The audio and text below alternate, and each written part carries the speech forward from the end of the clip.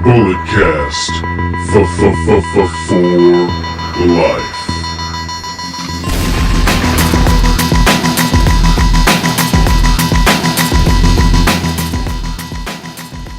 Ladies and gentlemen, you know the name, you know the voice, you know exactly why I'm here. Just in case if you don't, I'm a 25-year-old piece of gold, the messiah of the microphone, the California classic, the greatest sports recreational podcaster in the world today. And hopefully this Sunday, I will become a 14-time Bulletcast champion.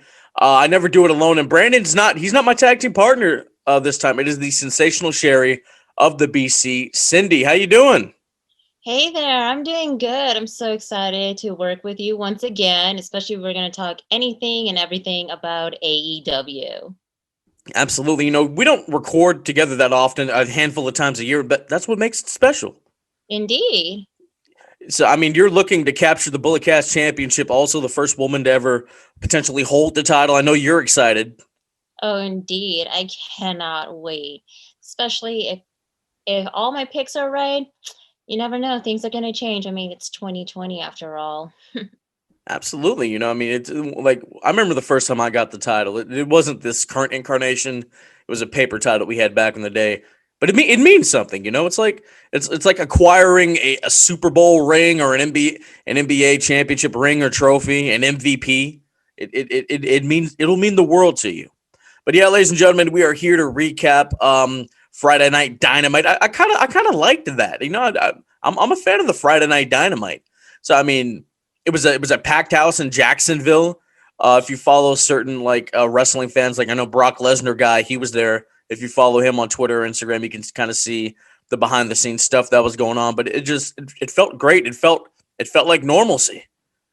Indeed. Like seeing the crowd in full capacity, it actually brings me a bit of tear of enjoyment because last year, like everything went into complete crap with the whole pandemic going on. And now it's like with the decrease of the numbers, the vaccine and everything that is like opening up, that's where like AEW made a full decision to bring in back the fans. And it feels so much better. And seeing like majority of my friends that I met on social media and especially with the AEW Heels group, it's great seeing them like on TV and finally get a chance to see AEW live too.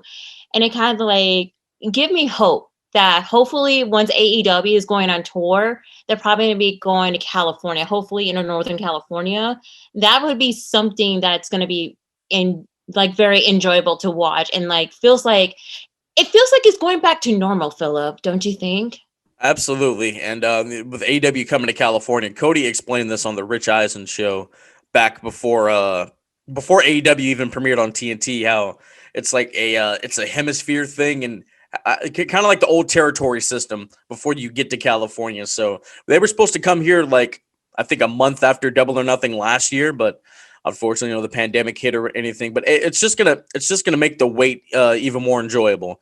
And like I've been to a couple wrestling shows here and there, you know, since they've opened up here in Cali. But man, I'm waiting to be in an arena full of people and just the pops, the chants. It's gonna be something special. I can't wait. Me too. I cannot wait to boo the living hell with my loud voice that I'm very notable for. Yeah, I mean, I'm pretty sure you're going to be booing some people coming up at the West Coast Pro Show coming up Oh in yeah. July. I can't wait to see you in person. Me too, especially celebrating my birthday, even though it's like the day after. I'm super pumped, especially I haven't seen anybody in like over a year. Yeah, it's going to be something special. But so Dynamite, it actually kicked off with something interesting an hour before it premiered with AEW President and CEO Tony Khan. He was interviewed by Tony Schiavone, and he was talking about, you know, the rumors of New Japan and WWE working together for the first time in quite a couple decades, I believe. And yeah, so Tony Khan he took a shot at Nick Khan, said I should be the only Khan in wrestling, and NJPW shouldn't do work with the Khan in Stanford. And obviously talking about Vince. Yeah, okay. Okay, TK, I see you want to throw shots at WWE and everything, but I mean, I've had these conversations with like Baby Huey and Brandon to where you don't want to always take shots at WWE because I mean, you know, it's a cool thing to do on the internet and the IWC or whatever. I mean, because like honestly, I felt like they should have just kind of stopped after the whole brass ring fiasco with the ladder match and whatnot. I thought like, okay, this needs to stop. But I mean, a little one here and there, that's fine, and that's what this was. This was just like a little haha. Okay, let me be too cute for a second. By the way, the best promo Tony Khan's ever cut. I'll say that flat out. Cindy, what did you think about this?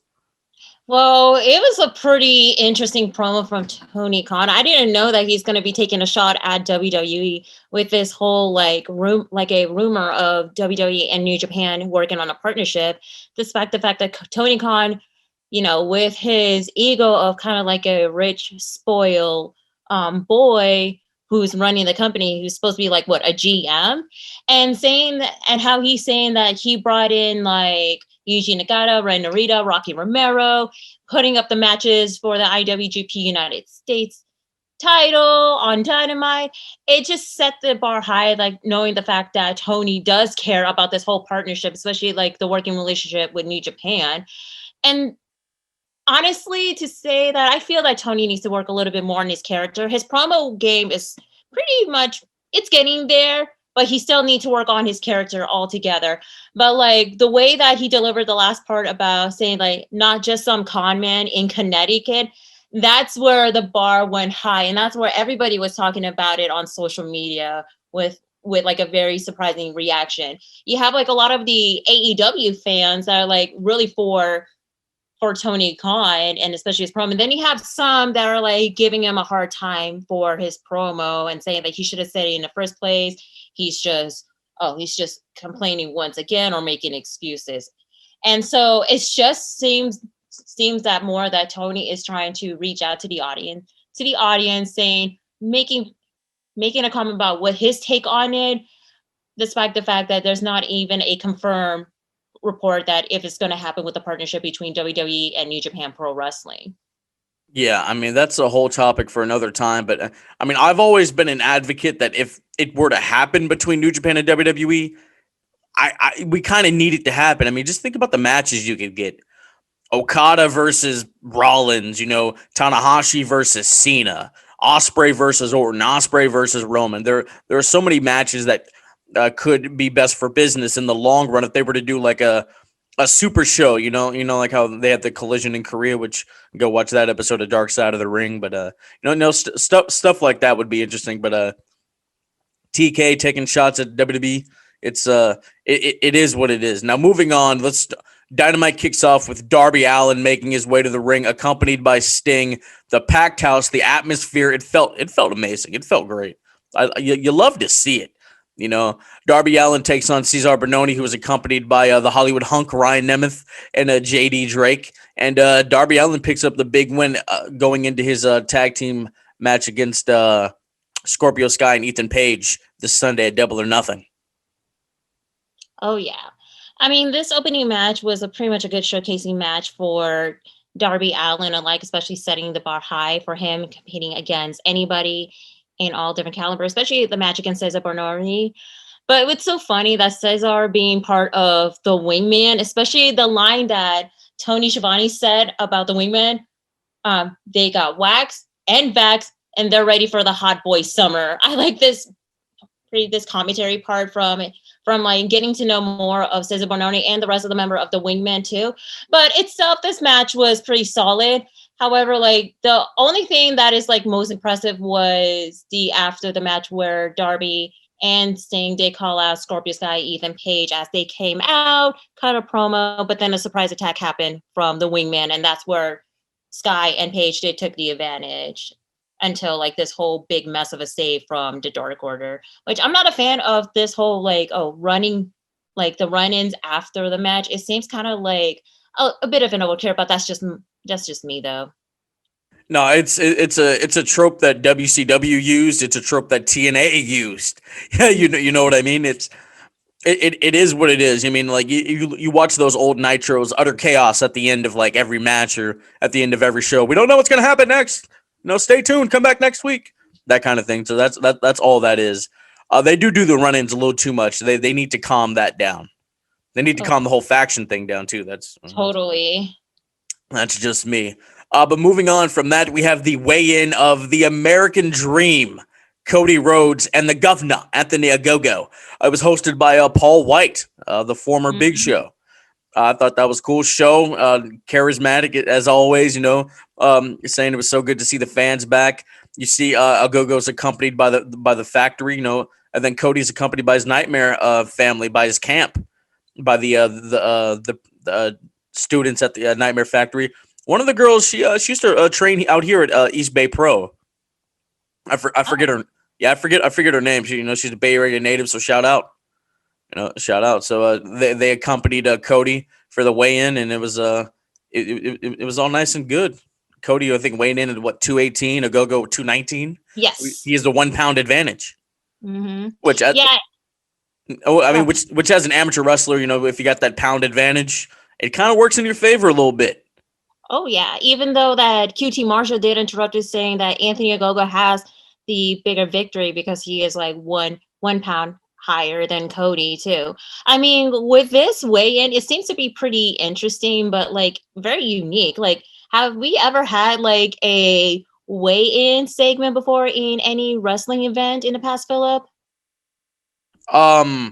Yeah, I mean, well, mainly like the weigh-in would normally take place at like Starcast, at like the convention that was attached to the show. But yeah, I mean, there have been weigh-ins before. I believe, I want to say AEW did a weigh-in on Dynamite before.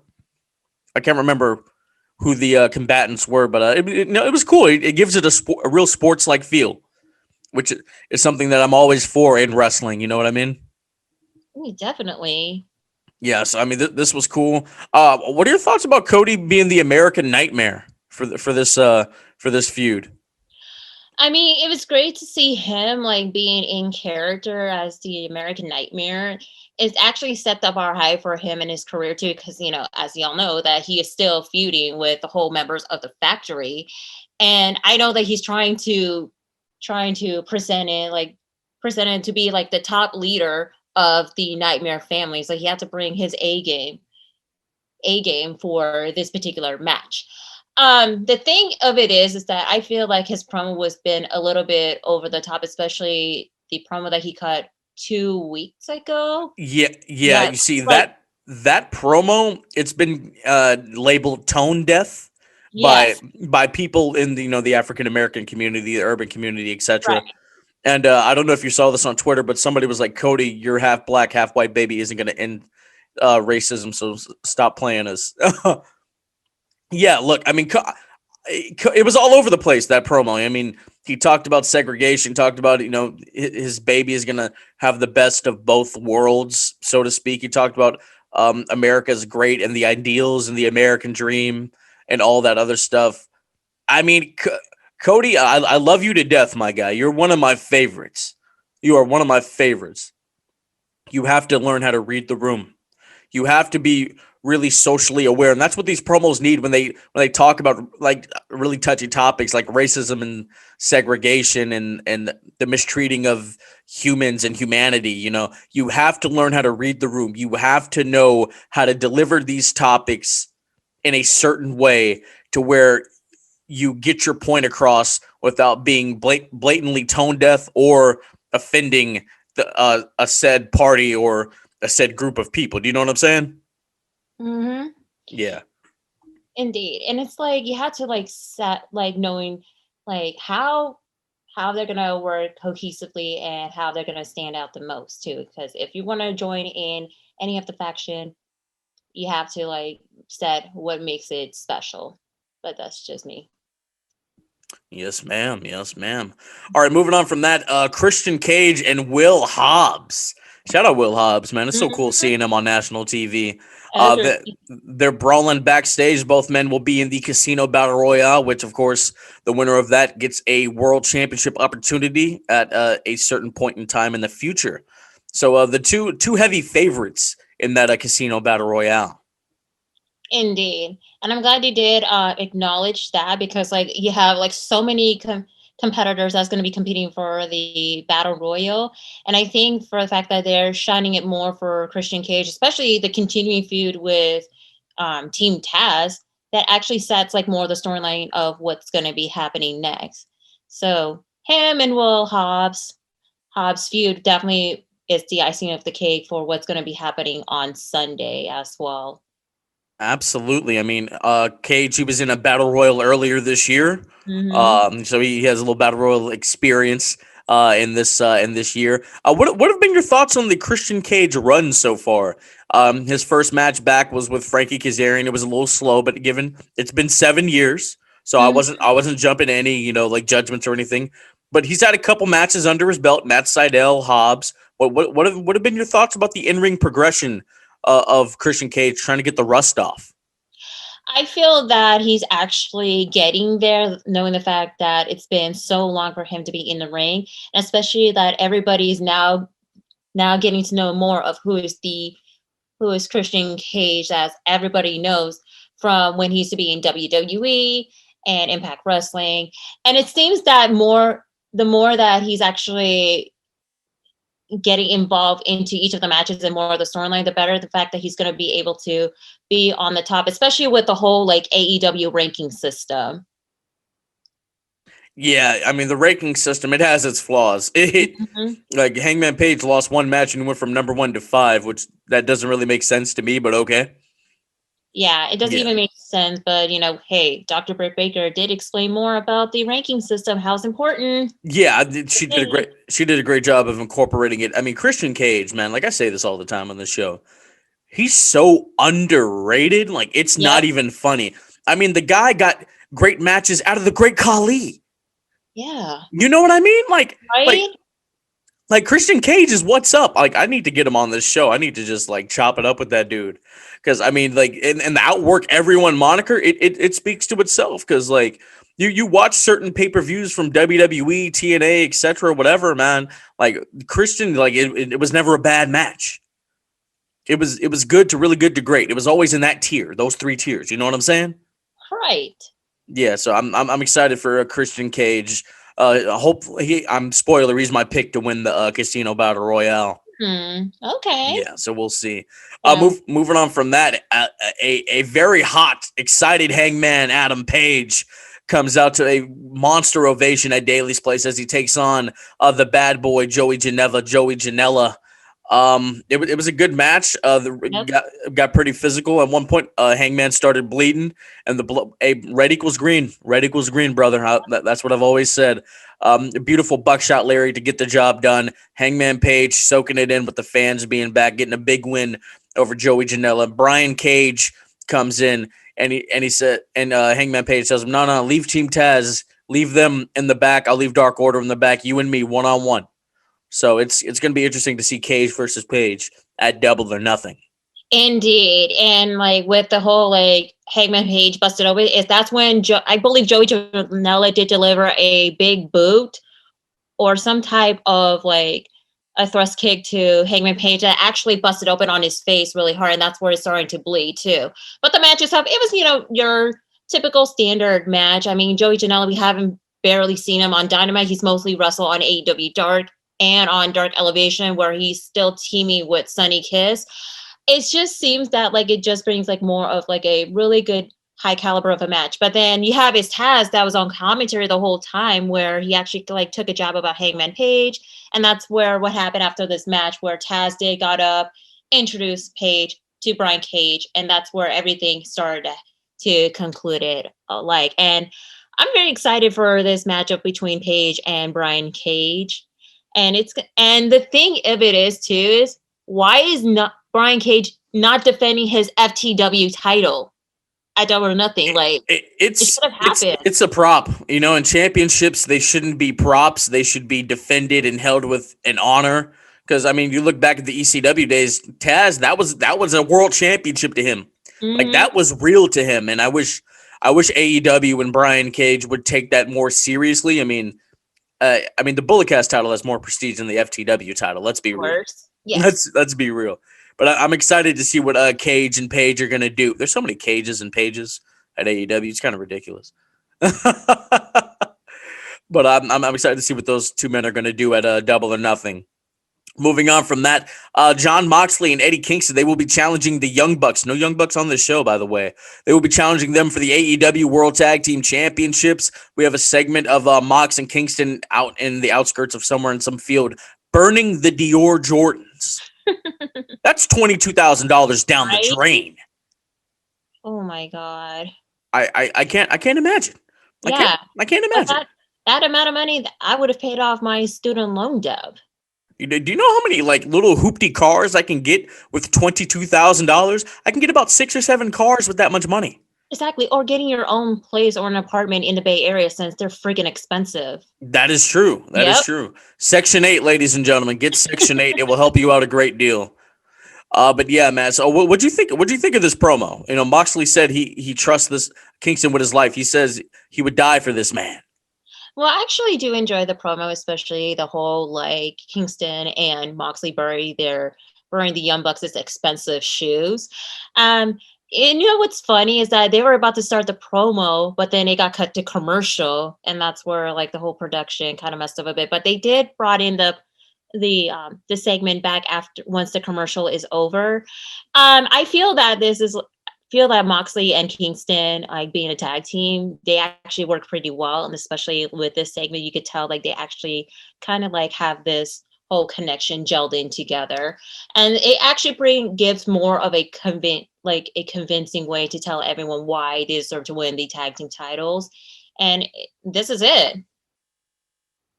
Absolutely, absolutely. I'm excited to see the kind of stuff that they're going to be doing in this match because the Young Bucks, they've changed their style a little bit.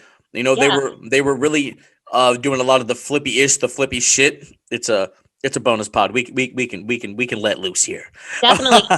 Yeah, and I know that either Kingston or Moxley, they did point out that the rest of called out the rest of the locker room for like not doing anything while the Young Bucks was like, running around wreaking havoc alongside the Good Brothers too, and say that they had to take care of the mess for the rest of the roster in the locker room. Absolutely. I think the Young Bucks will. I think that it's going to be more of a brawling style, given that's the way Kingston and Moxley like to wrestle. But I mean, because what they're doing right now is like the PWG Young Bucks, the cocky, arrogant assholes that just don't give a damn. They don't care about anybody. That's what they're doing right now.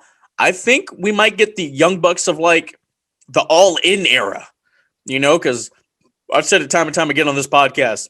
Nick Jackson has the best comeback in wrestling. He has the best comeback in the business. What are your thoughts on John Moxley using Wild Thing? Using the Wild Things, but using it actually quite suits better, especially the cover song by X instead of the original Wild Thing by, forget this one band. I know Baby Huey's gonna like call me out on it. Yeah. The cover, I think the cover does work better than the original. Yeah. But I mean, like his AEW theme, it was cool. It fit him. But I don't know. I mean, we'll see. But I think that the Wild Thing song is only just for Moxley and Kingston as a tag team. Possibly the Wild Things. The Wild Things versus the Young Bucks. I'm excited. Next up, we have World Title Chaos. So, Tony Schiavone is supposed to interview Orange Cassidy, the freshly squeezed one. The bastard Pac makes a run in, and then he demands for Kenny Omega and Don Callis to get out there. Callis says, "I'm not coming out there, but I'll send somebody else." Kenny runs up behind him, gets a cheap shot. Orange Cassidy makes a run in. Superman punched Omega. And then Pac, gets up. He tries to grab the title. Superman punch to Pac. And Orange Cassidy standing lonesome with the AEW championship in his hand. Do you think there's a possibility that the freshly squeezed one could become the new world champion? I doubt it. I mean, this segment itself, it actually had to like figure out how they're going to convince the fans, like who will be the one that's going to be the champion. That it seems to be unpredictable. But then again, it's like Kenny Omega, who's holding like 3 to 4 titles itself too. But this segment alone was pretty great, especially like each of the participant in a triple threat match had to say what they have to say. And the fact that like Orange Cassidy coming out with the envelope of the ripped contract to Kenny Omega, that actually seals the deal altogether. But Pac cutting a promo, actually, he has like a better hand for this. But we'll see what's going to happen comes Double or Nothing tomorrow, though. Yeah, I mean the crowd really helped because Baby Huey and I have talked about this on In the Click. Cassidy was starting to feel very stale Yep. because it wasn't a full capacity crowd. So the crowd, that amount of people really helped Cassidy's character. Yeah, definitely. But him holding the AEW World Champion and just giving like a mundane expression, I was like, is that how a champion's supposed to express? No, no, no. There I you mean, go. I could see, honestly, if he were to win a championship, I could see it being the TNT title, or they're supposed to be introducing a trios championship. Yeah. Yeah, I mean, honestly, I think they would be better off introducing like a cruiserweight title, a light heavyweight championship. Yep. Because I mean, think about the matches that Cassidy and Ray Phoenix or Cassidy and Jungle Boy, Cassidy and Pac could have. I think that would be something very interesting, and hopefully they look into doing that in the future.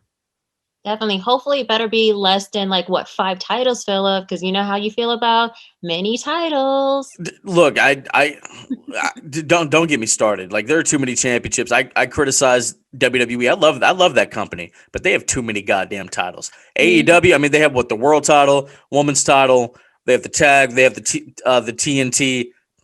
Okay, five to six, maybe possibly, They have too possibly, few.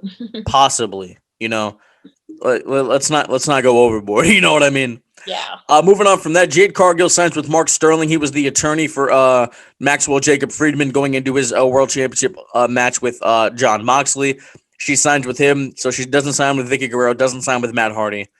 Sterling said, "Hey, I'm not taking 30%. I'm taking a cut anytime she wins." And right now, Jade is undefeated. So he got his first cut because she takes on Kaylin King. Kylan King, yes. Kylan King. I didn't realize how she was like 6'1". They said, I'm like, oh my God. By the way, this might have been one of the best nights for JR on commentary in quite some time. Agree, because he was on fire last night. Yeah, full fans, they're back. You know how exciting that JR, also Tony Schiavone and Excalibur were on commentary. Good to see like a full fan incapacitation. That actually helps out a lot. Absolutely, 100%. Jade, she hits the jaded or the the bitch clamp that Jazz used to call it back in her day, the glam slam. Yeah. What are your thoughts on her finisher? The jaded, it actually seems fitting for her. However, I wanted to point out about the whole Mark Sterling thing. So not only Mark Sterling was the attorney for MJF, but he actually appeared in Impact Wrestling, being the attorney for Deonna Purrazzo, and he's also the attorney for Brian Myers. And let alone, he is the co-producer of Brian Myers and Matt Cardona's podcast too. So it got me thinking in the back of my mind, because you have Mark Sterling is managing Jade Cargill, and this whole like forbidden door like situation going on with Impact, AEW, and New Japan. It seems that it may be going to be a little bit of setup for Mark Sterling, bring Jade Cargill a little bit to Impact Wrestling. But this is like mostly highly unlikely, because the Knockouts division over there is straight on point. But having Jade made like a brief appearance in Impact Wrestling, especially just for a one-off or for the Knockouts division, is definitely will set the bar high, especially for her career, her wrestling career. That the match itself was pretty interesting, especially Kylan King. She's actually one of the independent wrestling stars that wrestle mostly on Dark and Dark Elevation during the pandemic happened. So seeing her have a match with full fans for the first time, it actually kind of brings me more joy seeing her that she has this opportunity, even though it's just like a squash match, like a enhancement match. Yeah, and she actually got her entrance. Like mostly enhancement talent don't get entrances, so that was cool. And she came out last. That was cool. So looks like TK sees something in her. Moving on from that, Miro, the current TNT champion, defended the title against Dante Martin, one half of was it Top Flight? Top Flight, yes. Yes. His brother is injured. Deontay Martin, what is he? Dante, what is he? 19, 20? There is Martin, yes, like around late 19, early 20s. That's incredible. I feel like I've wasted my life. They wrestled for GCW. Like they were known. Yeah, I think it was. I forget their independent wrestling name, but Yeah, I gotta look back on it, but yeah, they're really impressive, especially like their match at like the at for the culture back in, I would say, last October. Like they have like huge potential, but seeing them in AEW, that was like a huge deal too. But it sucks that Darius Martin is out with a torn ACL for a year, and like Dante Martin, he has to wrestle mostly on Dark and Dark Elevation. Well, this was a nice little standout performance for him. You know, Mhm. Miro has the majority of the offense. He gets a couple moves in, shotgun springboard drop kick, a beautiful springboard moonsault, Miro Machka kick. The what's he called? The new fit, the accolade. It used to be called the accolade. What's he call it now? Shoot, I forgot. We're just gonna call it the accolade for Yeah, for whatever. for the sake of the show. But yeah, I guess the accolade. Dante taps out. Jake Roberts comes out there with Lance Archer, and Miro was like, "I'm tired of you holding him back. Let him loose." And so Archer comes after him. They start brawling a little bit, and the referees come out there and have to separate them. This is the most important both these men have felt in quite some time. Definitely. I mean, the match itself was pretty solid, but I feel like Miro got most of the upper hand in this match. But all in all, I was very impressed with Dante Martin's performance. But then afterwards, I mean, you have Jake Roberts and Lance Archer coming out and called out Miro, of course. And then Miro did fire back. And then Lance Archer, who has no time, came into the ring. And then they start brawling until, like, yeah, a couple of the referees came in trying to break him apart. But Lance Archer did deliver a big boot to Miro.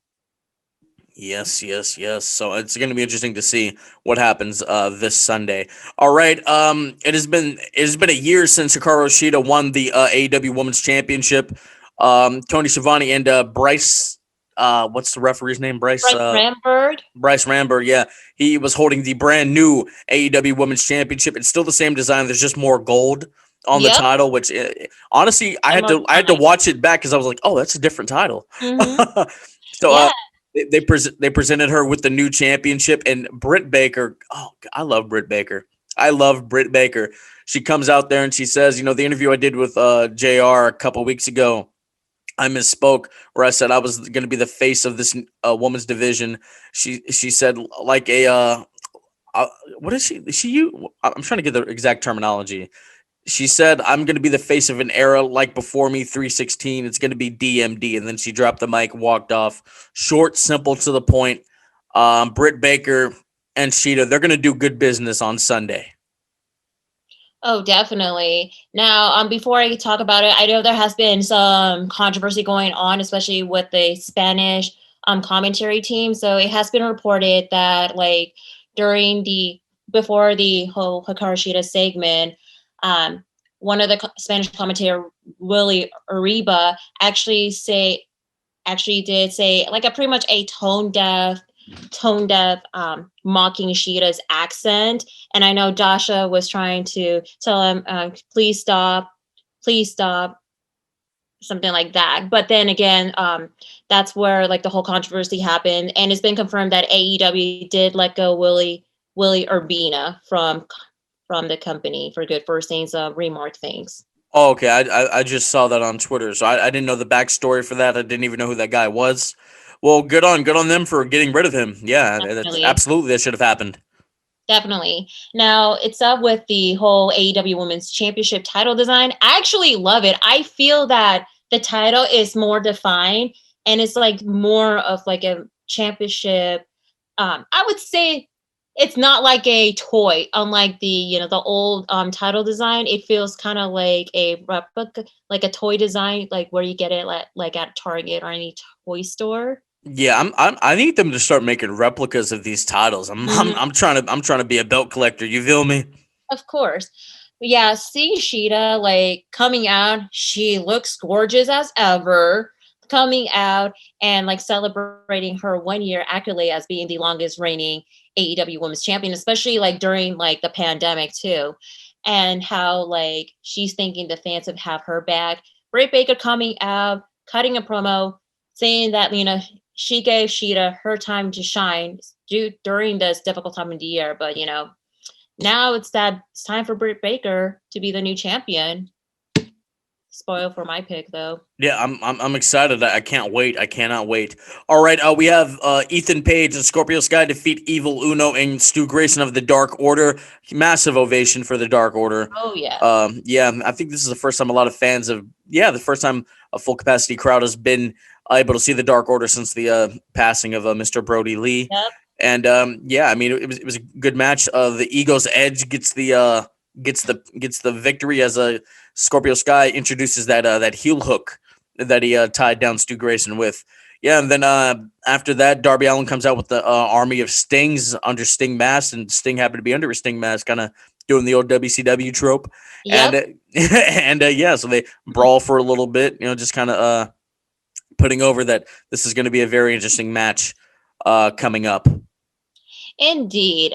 Like, first things first about this matchup, it was pretty solid, especially like now the Dark Order has like a huge pop from like the full fans. It actually brings like more of like the higher caliber for this faction alike. But all in all, like Evil Uno did an impressive job in this matchup, especially when he delivered the flatliner to Scorpio Sky, followed by the net breaker to Ethan Page. That was pretty solid. And like the double team moves from Uno and Grayson, that was very impressive altogether. But of course, they lost the match to them. And yeah, it just seems that like with the ongoing feud going on with Sky, Page, and Sting and Darby Allin, it actually sets well for like what's going to be happening on Sunday, just to close the chapter of this particular storyline. Absolutely.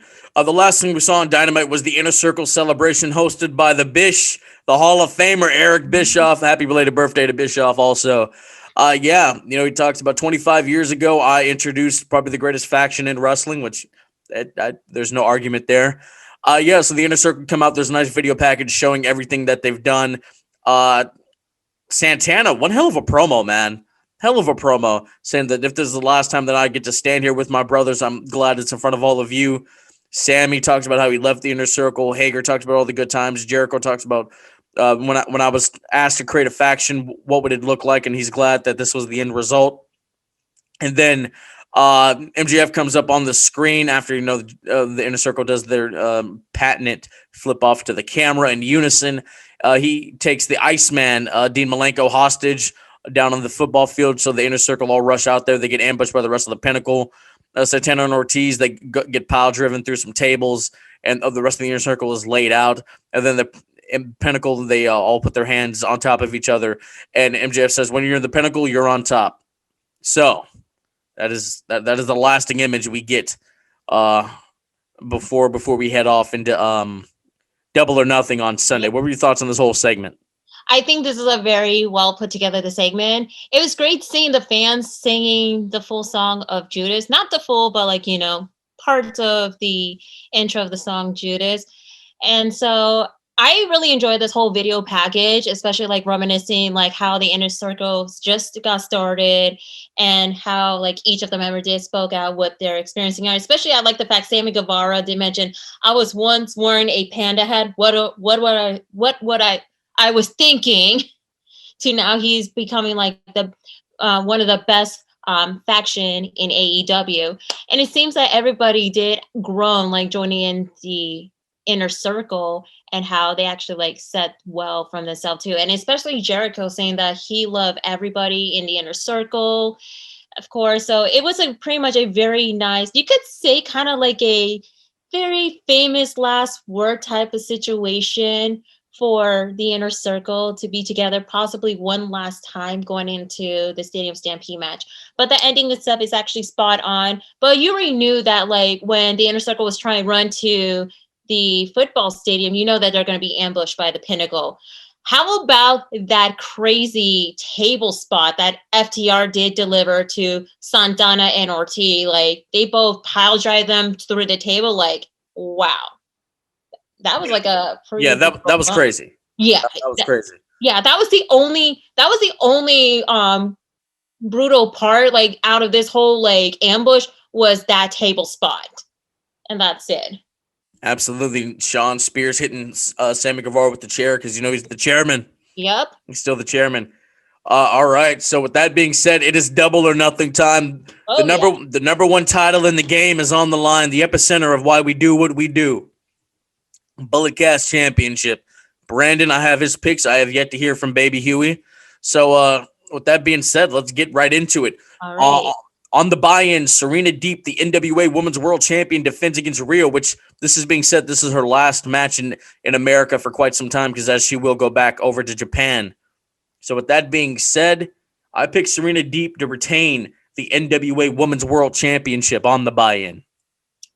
That I agree with you. I did a prediction on the newest episode of Into the Stratosphere for Double or Nothing prediction, but there's going to be a little bit of a changes, just a heads up, because this is going to be my quote unquote official pick, y'all, just letting you know. So yes, Serena Deeb is definitely going to retain the title, especially the fact that NWA will be having their upcoming pay-per-view. I believe it's next week or 2 weeks. Don't quote me on that, for When the Shadow Falls, where Serena Deeb may be competing either against Camille or Thunder Rosa for the NWA Women's title. So there's no way Serena's going to be dropping the title. So your pick is Serena Deeb. Yes. All right. And with that being said, moving on, it is the Casino Battle Royale. I got Christian Cage. Same here. I got Christian Cage. Okay. We don't even have to look at who's in the match. We're just going with the veteran. I think it will be an impressive showing by Will Hobbs, but I think Christian Cage will get the job done. Next up, sorry. No, keep going. My question to you is, who do you think will be the Joker? Big Show. I don't. Well, possibly because Paul White is going to be on commentary. Yeah, he could pull a Jerry Lawler in the Rumble.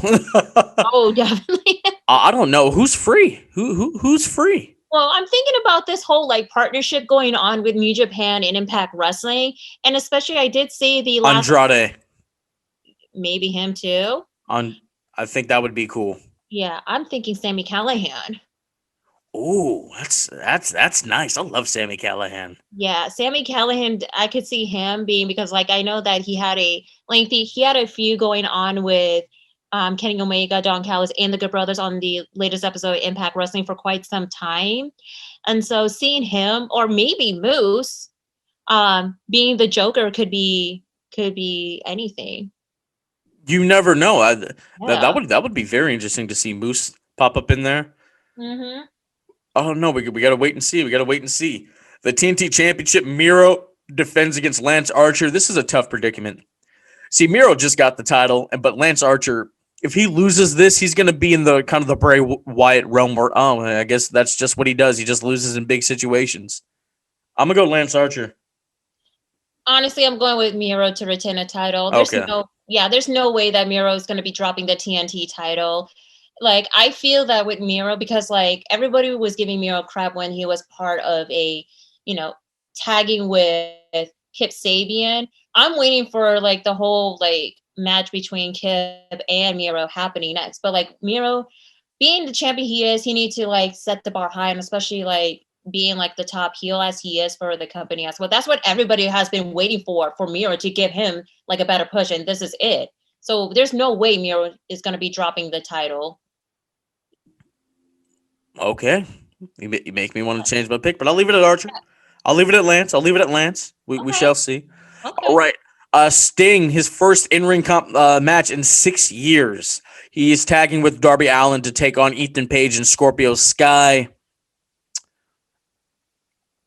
I don't know.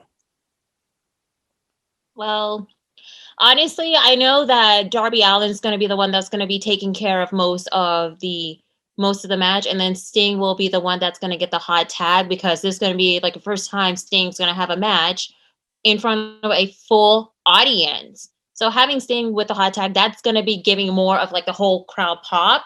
However, I do see a upset towards the end.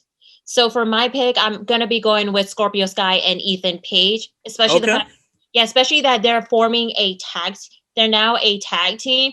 I could see them beating them and then be the one that's going to be who's going to be the top tag team. Let alone the fact about the AEW World Tag Team title. Yeah, just saying. That is a possibility. Yeah. I don't know. You know what? I'm gonna go with my gut. I believe in the face of the revolution. I would go with Paige and Scorpio Sky. There you go. All right, moving on. Hangman Adam Page versus Brian Cage. I'm going Adam Page. Same here. I'm going with the Hangman. Same. Hopefully we get a clean finish. Yeah, hopefully we do as well. All right. The AEW Women's World Championship, Hikaru Shida defends against Britt Baker, DMD. I'm going Britt Baker. It's not Same even here. a question. Yep, long overdue. Britt needs to win. And this is going to be like the reset of the AEW women's division. Yes, and I cannot wait. All right, the American Dream, Cody Rhodes goes up against the Governor, Anthony Ogogo. Anthony Ogogo was a babyface. If you've seen the promos, the guy's 75% blind in one eye. Talks about what he had to do to get to America. I mean, that guy's a babyface. Yeah, and he did commentary for AEW Dark. Yeah, Cody, he doesn't need it though. Cody, he doesn't need this win. Honestly, he does, because even though that he did defeat QT Marshall, but I feel like, the feud between the Nightmare family and the Factory is going to still continue on. So I have Cody for the one to beat Anthony Ogogo, and then he's going to have to go up to QT Marshall. Like, Cody had to go through Aaron Stolo, then Tina Camarado, and then go to QT Marshall, leading up to a speculation match, possibly at All Out. I mean, but if I'm Cody, like, all right, I already beat your leader, and then I beat your young upstart, or then I don't need to do this anymore. I don't need to waste my time with you anymore. Because I mean, you look at it, Cody, like, he had the little one-off with Pentagon, beat him. He beat QT. I think Anthony Ogogo. But then I made a vow to never go against Cody Rhodes. So I'm kind of torn here. Well, if there's like a speculation match, maybe like we'll see like QT and a possible tag team partner against Cody and Dustin. Versus the Factory Warfare. You know what? I could see Anthony Ogogo beating Cody, and then we get QT and Ogogo versus Dustin and Cody. Okay. So I'm gonna go Ogogo. Alrighty. Can we also talk about the AEW World Tag Team title match? Yeah. Is it? I didn't put it on the script. Oh my god, I am sorry. Did you pick Cody? I did pick Cody for the Cody versus Anthony Ogogo's match. Yes. Okay, Cody. All right, cool. All right, it is the World Tag Team Championship. The Young Bucks versus not Hangman Adam Page versus Jon Moxley and Anthony. Not Anthony. Oh my Eddie god, Kingston. Eddie Kingston. I'm all discombobulated, ladies and gentlemen. I'm sorry. It's all good. Bucks versus Mox and Kingston. It's going to be the Young Bucks. Honestly, I'm seeing a title switch. I'm going to go with Moxley and Kingston on this, because I feel that with the Young Bucks being like they're aligned with Kenny Omega and the Good Brothers, I see them like kind of like shying away from it, and then a possible feud between the Young Bucks and the Good Brothers. Okay, all right. And like with Moxley and Kingston becoming like an AEW World Tag Team Champion, there's going to be a lot of like target from different tag teams. As I mentioned, Ethan Page and Scorpio Sky, to Team Test, like with Powerhouse Will Hobbs and Brian Cage, of course. Anybody, including the Pinnacle too. Okay. All right. Well, moving on from that, it is the Stadium Stampede, the Inner Circle versus the Pinnacle. If the Inner Circle loses, they have to break up forever. Inner Circle. I mean, come on. I'm sorry, but I'm going with the Pinnacle, because the fact that, like, number one, AEW has way too many factions and stables. And number two, I feel that with the Inner Circle, they really need to break out, especially that Jericho is getting ready to go on tour with Fozzy. And so I just see that with the Pinnacle, like, beating the Inner Circle, it definitely will set the caliber high for them being like the top faction in AEW, let alone the fact they won the Blood and Guts match. So if Inner Circle did beat the Pinnacle, that's going to be like, 50-50 booking. So that's where my safe pick is going to go, is to the Pinnacle. Okay, but if the Inner Circle loses, what happens? Jericho will be fine. It's Chris Jericho. What happens to Hager? What happens to Proud and Powerful? Sammy Guevara, I do see him in singles competition, possibly challenging Miro for the TNT title. Santana Ortiz, you know, going for the tag team titles, you know, especially elevating the tag team division. Jake Hager, he should focus more is on Bellator, of course. I mean, I want to see Jake Hager hold some gold, man. Like, he's a former world heavyweight champion. TNT titles. I, I mean, that's a possibility, sure. Yeah, Sure. like if Miro retains, you know, that makes sense. If Miro retains the title, you know, there's going to be more opportunity for Guevara and Hager. That's a possibility. Yep. I mean, we shall wait and see. All right, it is the main event is for the first time ever a triple threat match for the AEW World Title. The Bastard Pac, freshly squeezed Orange Cassidy, and the cleaner Kenny Omega all are vying to walk out of Double or Nothing, the World Heavyweight Champion. I'm going Kenny Omega.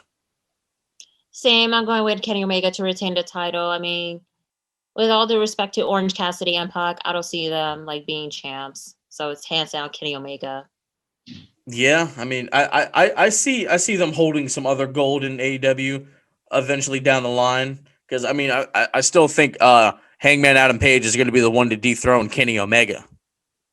Definitely. I still think that is the case. Mm-hmm. All right, so you and I let's go over these picks. We both have Serena Deeb and Christian Cage. I have Lance Archer. You have Miro. We both have Scorpio Sky and Ethan Page. We both have Hangman. We both have Britt Baker. I have Ogogo. You have Cody Rhodes. You have Moxley and Kingston. I have the Bucks. You have the Pinnacle. I have the Inner Circle. We both have Kenny Omega. Correct. All right. I will get the rest of the picks from the other gents at some other point in time. Cindy, thank you so much for hopping on and doing this, man. This is great. No problem. I had so much fun, especially talking about anything AEW. I mean, AEW, one of my favorite companies to watch. And like, I'm so excited for tomorrow's pay-per-view altogether. Yeah, it's going to be something special. Full capacity fans. The atmosphere is going to be unbelievable. All right, Cindy, let the people know where they can find you. Let them know what else you got going on. All right. You guys can find me on Twitter and Instagram at simply_C_OK. That's SIMPLY_C_OK. I'm on TikTok. Same username, but the OK spells OKAY, y'all. And also, new episode Into the Stratosphere has been dropped. Just a heads up. The recap for NWA and Impact Wrestling is a little bit outdated, but it's all good. I'll be bringing the new episode next Monday as well. And yeah, the new episode is going to be about the Hana Kimura Memorial Show. So get your tissues ready because it is going to be a tearjerker, y'all. And also make sure to follow NoDQ.com. That's where I am affiliated. I did the prediction video with Aaron Riff, Jeff Meacham, and Noah Foster predicting AEW Double or Nothing, especially the wager with my buddy Noah Foster. If he loses the No DQ Prediction League, he has to sign up for his first ever TikTok account. And just remember, please be kind to one another. We're all in this together. Absolutely. You're doing a promo league, right? That's right. So I am part of a TikTok promo league, but I am a promo artist in training. It's called the Next Gen Talent TikTok Wrestling Fan, or NGTTWF. So I just had my first win under you could say the NXT version of the NGTTWF called the Kayfabe Academy. So yeah, I'm just getting ready for my next my next promo match. So it is going to be pretty interesting despite the fact I did cause some controversy, but hey, it is what it is. Hey, controversy creates cash. Indeed. You guys know where to follow me, Heel Antwine, on Twitter and Instagram, HEELANTWINE. Follow the Bulletcast on Instagram, the Bulletcast on YouTube, at Bulletcast on Twitter, Bulletcast on Facebook. Also, in the Click, you can catch me on there whenever Huey and I get together and record. We're looking to do a big recap for Double or Nothing. You can find In the Click, Twitter, Instagram, Facebook, YouTube, etc. Follow Brandon's Curveballs and Chair Shots. Follow my homie Juan's TNC at the Movies on YouTube. They do movie recaps. Catch the interviews I've done over the past couple days. Oh, you're on the roll. I am. I'm trying to get them done, man. Bossman / Anthony Trevino, the owner of Ugwa, that dropped on Monday. Juicy Finale, Big Toco, that dropped on Wednesday. That was a great interview. And of course, West Coast Design, Steven. He does great work with custom championships. Cindy, did you catch any of those? I actually catch the West Coast Design interview. That was pretty spot on, though.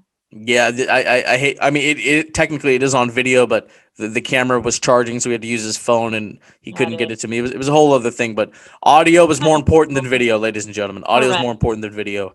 Correct. Um, you can catch me. I believe I will be at Megalomania for Ugwa coming up at in June at Level Up in San Jose. That's going to be a big show. Yeah, and please catch my commentary GSW High Voltage on YouTube. You can hear me call matches of Gio Galvano and Alexander Hammerstone. I know Vicious Vicky and is going up trying to get an opportunity at the Soul of Syndicate title, and we got some more other great matches coming up as well. Catch the Catalyst replay on Fight TV. A lot of great stuff is in the works for the BC guys. Stay clean, stay strong, stay safe. Get vaccinated. Diamonds are forever. So is the Microphone Messiah. Enjoy Double or Nothing, everybody.